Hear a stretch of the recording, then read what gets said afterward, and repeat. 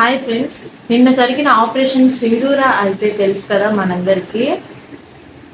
So మీరందరూ జాగ్రత్తగా ఉండండి. ఆనా కొడుకులకి మనం ఎన్నిసార్లు దొబ్బినా కూడా వాళ్ళకి సిగ్గు స్థరం అనేది ఉండదన్నమాట. మన చేత దొబ్బించుకుంటానే ఉంటారు.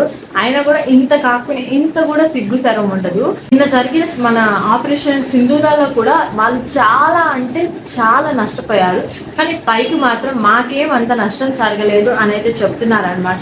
మనకి ప్రత్యక్ష సాక్ష్యం ఏంటి అంటే వాళ్ళు పాకిస్తాన్లో ఉన్న వాళ్ళు సోషల్ మీడియాలో ఆల్రెడీ హల్చల్ చేసేశారు. సో వాళ్ళు గవర్నమెంట్ మాకు నష్టం జరగలేదు అన్నా కూడా మన కళ్ళతో చూసాం కదా, మనకి సాక్ష్యం అయితే ఉందన్నమాట. వాళ్ళు భారీగానే బాగా నష్టపోయారు. సో మనతో పెట్టుకుంటే అలా ఉంటుందని అయితే వాళ్ళకైతే తెలిసి ఉంటుంది. సో కానీ వాళ్ళు బయటకైతే నటిస్తున్నారు. ఇంకా చాలా మంది మన ఇండియాలో ఉండే వాళ్ళకైతే సపోర్ట్ చేస్తున్నారు.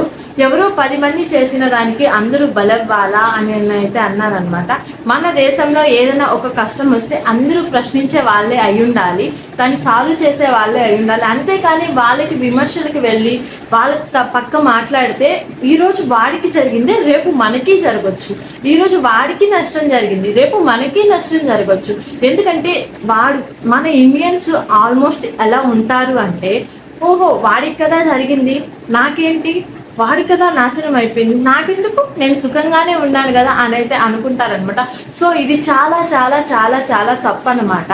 ఈ రోజు వాడికి జరిగింది రేపు మనకి జరగచ్చు. సో అందరూ జాగ్రత్తగా ఉండండి. మన చేత ఎన్నిసార్లు దొబ్బించుకున్నా వాడికైతే సిగ్గు లేదు. ఎందుకంటే అంత నష్టపోయినా కూడా మళ్ళీ తిరిగి మేము వస్తాము, దాడులు చేస్తాము, పొడి చేస్తాము, ఎరగ తీసేస్తాం అని చెప్పి అయితే మళ్ళీ పోస్ట్ అయితే చేశాడు.